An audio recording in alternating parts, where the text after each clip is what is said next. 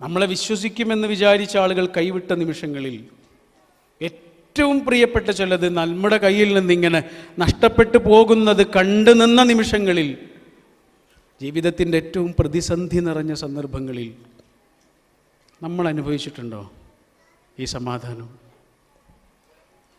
അതാണ്. അത്തറ് കുപ്പിയെ തുറന്നു വെച്ചാൽ മതി, സുഗന്ധം പുറത്തേക്ക് വരും. സുഗന്ധം പരത്തുന്ന ജോലി നമ്മുടേതല്ല, അത്തറ് താനേ സുഗന്ധം പരത്തുന്ന ഒന്നാണ്. സമാധാനം താനേ അനുഭവിക്കുന്ന ഒരാൾ ആ സമാധാനം ചുറ്റുമുള്ളവരിലേക്ക് പകരുക തന്നെ ചെയ്യും. വർത്തനത്തിലൂടെയല്ല, ശാന്തമായ ആ ജീവിതാവിഷ്കാരത്തിലൂടെ. അതിന് നമുക്ക് സാധിച്ചിട്ടുണ്ടോ? റസൂലുള്ളാഹിയുടെ ഒരു പ്രാർത്ഥനയുണ്ട്, പടച്ചോനെ അല്ലാഹുമ്മ എനിക്ക് നൽകണമേ, റബ്ബന അല്ലാഹുമ്മ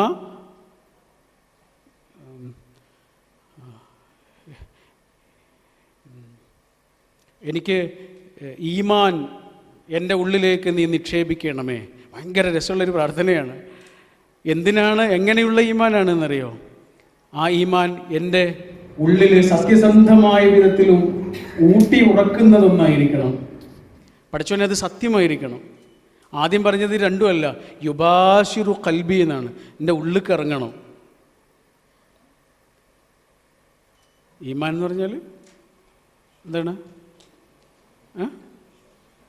പേടിയില്ല എന്നാണ്. വല്ലാത്തൊരു വാക്കല്ലേ അത്. പഠിച്ചവനും മനുഷ്യനും തമ്മിലുള്ള ബന്ധമാണ്. ആ ബന്ധത്തിന് ഖുർആൻ ഉപയോഗിച്ച ടെർമിനോളജിയാണ് ഈമാൻ. ആ വാക്കിൻ്റെ ശരിക്കുള്ള അർത്ഥം എന്താണ്? പേടിയില്ല എന്ന്. ആ വാക്കാണ് ഉപയോഗിക്കുന്നത്. പഠിച്ചോനെ എനിക്ക് നീ എൻ്റെ ഉള്ളിലേക്ക് ഇറങ്ങിയ ഈമാൻ തരണേ, സത്യമായിരിക്കണേ, സത്യസന്ധമായിരിക്കണേ എന്ന് പറഞ്ഞതിന് ശേഷം റസൂൽ പറയുന്നത് എങ്ങനെയാണ്? ഹത്ത ആഴലമ്മ എനിക്ക് മനസ്സിലാവണം, അന്നഹു ലൻ യുസീബനി ഇല്ലാമ കത്തബ്തലി, എൻ്റെ ജീവിതത്തിൽ എന്ത് സംഭവിച്ചാലും അത് നീ തന്നതാണ് എന്നെനിക്ക് മനസ്സിലാവണം. അതിനു വേണ്ടിയിട്ടാണ്. വരിലൻ എനിക്കൊരു സംതൃപ്തി ഉണ്ടാവണം, അല്ലെങ്കിൽ സന്തോഷം ഉണ്ടാവണം. ബിമാ ഖസ്സംതനി, ജീവിതത്തിൻ്റെ വിഭവങ്ങളിൽ നിന്ന് നീ എനിക്കായി വീതിച്ചു തരുന്നത് എത്ര ചെറുതാണെങ്കിലും എത്ര വലുതാണെങ്കിലും അതിലെനിക്ക് സന്തോഷം ഉണ്ടാക്കി തരണമേ.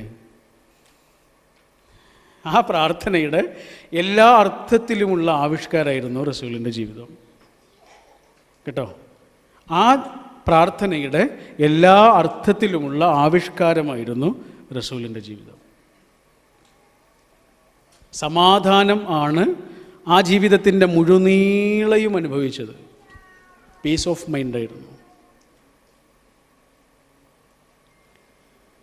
എൻ്റെ ചോദ്യം ഇതാണ്. നമ്മളിങ്ങനെ പറയുന്നു ഇസ്ലാം സമാധാനത്തിൻ്റെ മതമാണ്, സമാധാനമാണ് ഇതിൻ്റെ അടിസ്ഥാനം എന്നൊക്കെ പറയുന്നു. എന്നാൽ നമ്മുടെ നിർണായകമായൊരു ജീവിത സന്ദർഭത്തിൽ നമ്മൾ ആ സമാധാനം അനുഭവിച്ചിട്ടുണ്ടോ? പടച്ചോൻ കാരുണ്യവാനാണ് എന്ന് നമ്മളൊരാൾക്ക് പറഞ്ഞു കൊടുക്കുന്നു, നമ്മുടെ ഒരു സഹോദര സുഹൃത്തിന് പറഞ്ഞു കൊടുക്കുന്നു. നമ്മളത് പറഞ്ഞു കൊടുക്കുന്നത് നമ്മുടെ ടെക്സ്റ്റാണോ പറഞ്ഞു കൊടുക്കുന്നത്? നമ്മുടെ അടുത്ത് ടെക്സ്റ്റ് ഉണ്ട്, വേദഗ്രന്ഥമുണ്ട്, അതിൻ്റെ വചനങ്ങളാണോ പറഞ്ഞു കൊടുക്കുന്നത്? അതല്ല, പടച്ചോൻ കാരുണ്യവാനാണ് എന്ന് നമ്മുടെ കണ്ണിൻ്റെ മുന്നിൽ നമ്മൾ അനുഭവിച്ചൊരു നിമിഷമല്ലേ, ആ നിമിഷമാണോ പറഞ്ഞു കൊടുക്കുന്നത്? അതിൻ്റെ പേരാണ് പ്രബോധനം. പ്രബോധനം എന്ന് പറഞ്ഞാൽ ടെക്സ്റ്റ് പറഞ്ഞു കൊടുക്കുന്നതിൻ്റെ പേരല്ല. ടെക്സ്റ്റ് ഓൾറെഡി അവിടെ ഉണ്ട്. നമ്മുടെ എക്സ്പീരിയൻസ് പറഞ്ഞു കൊടുക്കുന്നതിൻ്റെ പേരാണ് പ്രബോധനം. ഈ ടെക്സ്റ്റ് നമ്മുടെ ജീവിതമാവുകയും ആ ജീവിതം നമ്മുടെ എക്സ്പീരിയൻസ് ആവുകയും ആ എക്സ്പീരിയൻസ് നമ്മൾ ഷെയർ ചെയ്യുകയും ചെയ്യുന്നതിൻ്റെ പേരാണ് പ്രബോധനം എന്ന് പറയുന്നത്. അതായിരുന്നു റസൂലുള്ളാഹിയുടെ ജീവിതം.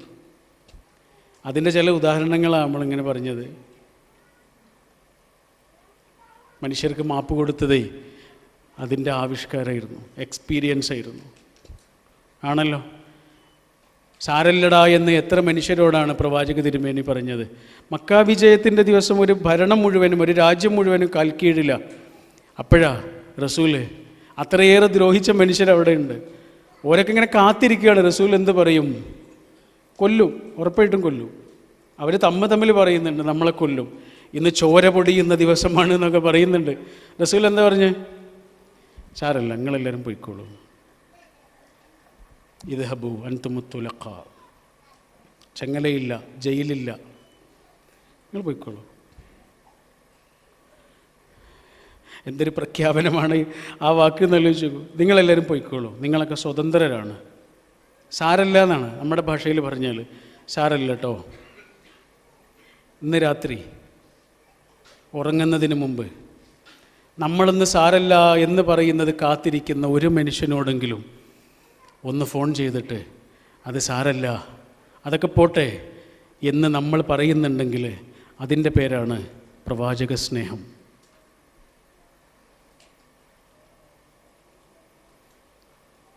അതാണ് ആ ജീവിതം നമുക്ക് പഠിപ്പിച്ചു തന്നിട്ടുള്ളത്.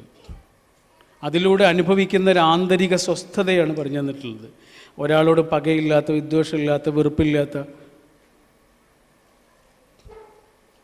ആ സമാധാനം നമ്മുടെ ജീവിതത്തിൽ നമ്മുടെ നിർണായകമായ സന്ദർഭങ്ങളിൽ നമ്മൾ അനുഭവിക്കുന്നുണ്ടോ എന്നുള്ളത്.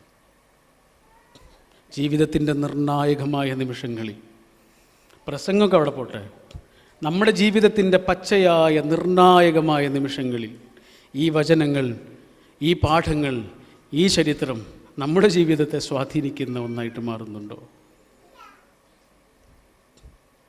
പരീക്ഷണങ്ങൾ ജീവിതത്തിൽ ഉണ്ടാവുക എന്ന് പറഞ്ഞാൽ ശരിക്കും എന്താണെന്നറിയോ? അത് പരീക്ഷണം എന്നല്ല പറയേണ്ടത്, പരീക്ഷ എന്നാണ് പറയേണ്ടത്. പരീക്ഷ എന്ന് പറഞ്ഞാൽ എന്താണ്? ഇത്രയും കാലം നമ്മൾ പഠിച്ചത് പകർത്താനുള്ള 2 മണിക്കൂറാണല്ലോ. ആണല്ലോ. അങ്ങനെയാണെങ്കിൽ ജീവിതത്തിലൊരു ദുഃഖം തരിക എന്ന് പറഞ്ഞാൽ അതൊരു പരീക്ഷയാണ്. ഇത്രയും കാലം കേട്ടതും അറിഞ്ഞതും വായിച്ചതുമായ കാര്യങ്ങൾ പകർത്തി എഴുതാനുള്ള നിമിഷങ്ങളാണത്. അങ്ങനെ ഒരു പകർത്തി എഴുത്താണ് ആരിഫ് എന്ന എൻ്റെ സുഹൃത്ത് ആ നിമിഷത്തിൽ ചെയ്തത്. അവർ പറഞ്ഞതാണ്, പിന്നെയും പിന്നെയും കേട്ട ഒരേ ഒരു വചനമായിരുന്നു, അലാ ബിദിക്രില്ലാഹി തത്മഇന്നുൽ ഖുലൂബ്. ഒരുപാട് കാലം അത് കേട്ടിട്ടുണ്ട്, കാണാപ്പാടമായ വചനമാണ്. പക്ഷേ ആ വചനത്തിൻ്റെ എല്ലാ അർത്ഥവും ആശയവും ഭംഗിയും തിരിച്ചറിഞ്ഞ നിമിഷമായിരുന്നു അത്. അലാ ബിദിക്രില്ലാഹ്, അലാ ബിദിക്രില്ലാഹ് തത്മഇന്നുൽ ഖുലൂബ്. മറ്റൊന്നുകൊണ്ടുമല്ല, ഒറ്റ ആശ്രയമുള്ളൂ അവിടവുമായി നമ്മളിങ്ങനെ കണക്ട് ചെയ്യുക എന്നുള്ളതാണ് സമാധാനത്തിൻ്റെ വഴി. ആ സമാധാനം നമ്മൾ അനുഭവിക്കുന്നുണ്ടോ എന്നുള്ളതാണ് പ്രവാചക സ്നേഹം എന്നൊക്കെ പറഞ്ഞാൽ അതിൻ്റെ ആശയം അതാണ്.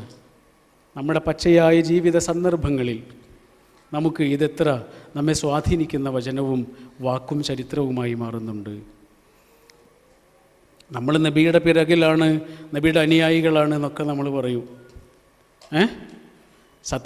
സത്യത്തിൽ നമ്മൾ നബിയുടെ പിന്നിലാണെങ്കിലും തൊട്ട് പിന്നിലൊന്നുമല്ല, കുറേ പിറകിലാണ്. തൊട്ട് പിന്നിലൊന്നുമല്ല, കുറേ പിറകിലാണ്. എന്നാലും നമ്മൾ വേറെ ഒരാളുടെയും പിറകിലാകരുത്.